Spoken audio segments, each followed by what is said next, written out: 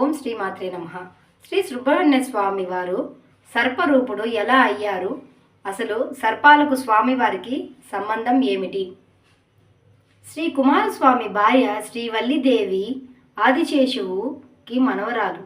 ఒకసారి కుమారస్వామి, నేను నీ మనవరాలిని కళ్యాణం చేసుకుంటాను అని అడగగా, అది శేషువు, నీవు కళ్యాణం చేసుకోవాలి అంటే మా బోయవారి వేషం మీరు ధరించాలి అని బదులు ఇస్తారు. సరే అని కుమారస్వామి అంటారు. శ్రీవల్లిదేవి కూడా, నేను ఆదిశేషువుకి మనవరాలిని సర్పరూపంలో ఉంటాను, మీరు కూడా నాలాగే సర్పరూపంలో ఉంటేనే నేను కళ్యాణం చేసుకుంటాను. కుమారస్వామి అలా సర్పరూపం శ్రీవల్లిదేవి కోసం ధరించారు. అలా సర్పాలకి ఆయనకు సంబంధం ఏర్పడింది.